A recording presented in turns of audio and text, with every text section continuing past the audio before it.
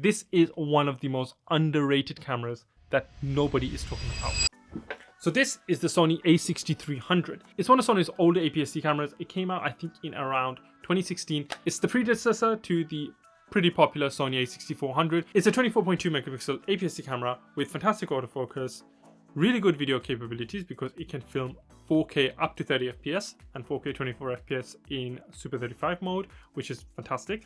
And it's nice and light. It's got the same sensor as the A6400, so the quality coming out of this camera is absolutely fantastic. And the reason I'm so excited about it, because you get all of that for a ridiculously good price point. Here in the UK, you can grab one of these used for under £400. Actually, I picked this up for, well, valued at £350.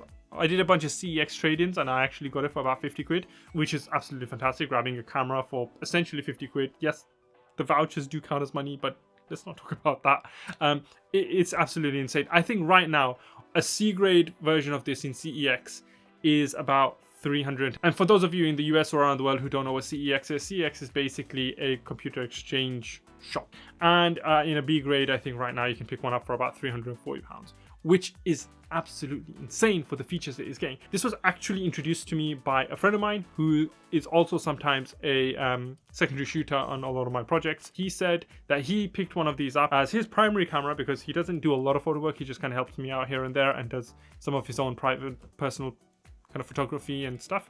And he said, for the quality that this camera produces and the price it comes, that's unbeatable. The quality to price ratio, what you're getting is absolutely fantastic. You are absolutely getting your bang for your buck here, and you're not spending a lot to get it. Now, especially for me, being a video creator, I've wanted kind of a B cam, a secondary camera, a B camera, whatever you want to call it, that I can use, whip out and use whenever I can't use the Sony A7S III, or if I want to use it alongside the Sony A7S III, or if I want to use it to film the Sony A7S III or film me using the Sony A7S III. Whenever my Sony A7S III is out of commission or I can't use it or won't use it, I wanted something that was usable, that had really high quality video and that was affordable.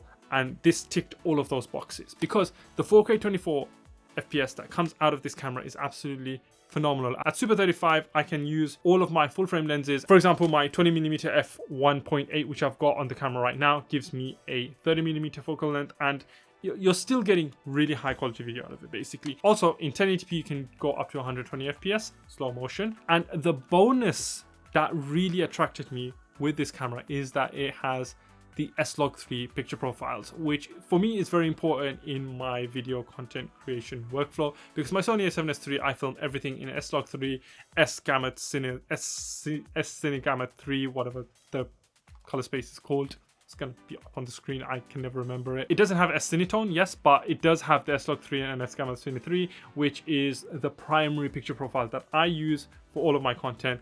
And this has that at the price point of £350.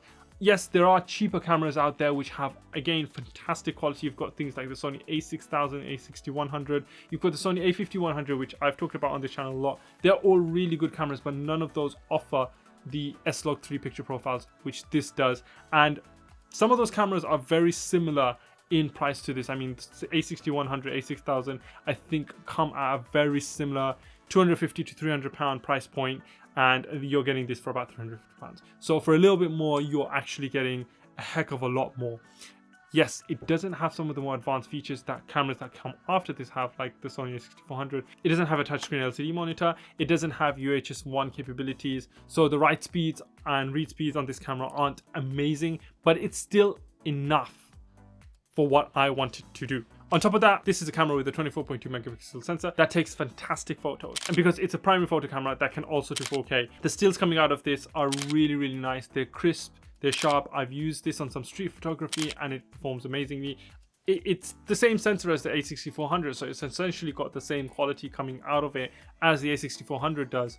So it's an absolute fantastic piece of kit. And the other thing is it's got a really small form factor. And as you can see, I'm just kind of tossing it about. It's just nice and small, very nice and easy to handle. And it fits right into my bag. It actually slots really easily into one of the smaller compartments inside of my bag, and that means that I can take it along with me alongside of my Sony A7S III no matter where I go, and it's not taking up a lot of room. Rather than having another secondary full frame bulky body which is going to take up space and weight and all of that, having this is just been absolutely fantastic. It's been really, really handy to have. Now, yes, it doesn't come without its limitations. It doesn't have a flip out screen, so for things like vlogging and stuff, it's probably not that great because you're not going to be able to see yourself. It has one of those kind of flip up, not even flip up, pull out type screens. It's really not made for video. If you want something made for video, then the Sony A6400 is probably a better choice. But even above that, you've got cameras like the ZV-E10 in the APS-C range. And if you're looking for something good in the full frame range, you've got other cameras and newer cameras like the Sony A7C II now and the Sony ZV-E1, which are again very small form factor cameras, very compact cameras, but have got more advanced features than this does. But all of that for a much higher price. My primary reason for getting this was because it was so cheap but had such good performance. Now, I've used this a heck of a lot over the past couple of weeks, and I've used it especially for a lot of my Instagram content, social media content, and even to film one or two of my YouTube videos, which if I hadn't told you guys, you probably wouldn't have noticed. And I've actually found it to be a really, really good quality camera. It's absolutely underrated. Nobody's talking about this camera when you're searching. I've personally not seen any other content creators that have actually recommended this as a first camera or a camera to get. I think that it's being a bit overshadowed by slightly cheaper cameras like the A6100 or A6000, or slightly more expensive, but of course naturally better cameras like the ZV-10 or even the ZV-E1 or the ZV-1 point and shoot type vlogging cameras. Those kind of cameras are all overshadowing this thing. But for a creator who's looking to pick up their first camera to shoot content with, both photo and video, then I would definitely recommend picking up a Sony A6300 because it is an absolutely fantastic piece of kit, completely underrated, completely undervalued. I think that if you do pick one of these up, you're definitely not going to be disappointed. This will be more than sufficient to do majority of the types of content creation that you guys are going to need to do for social media, especially if you're willing to live with some of the limitations that it has, like not having the flip up screen or the flip out screen and not having a touch LCD, etc. Otherwise, absolutely recommend this guy. Sony A6300, very underrated today in 2023. I hope this video was useful. If you guys want to see more of the same, then make sure you hit that like button on the screen and then head over to my channel and check out some of my other videos. And whilst you're there, why not hit that subscribe button and that little notification bell. Until next time, this is Kai24 signing out.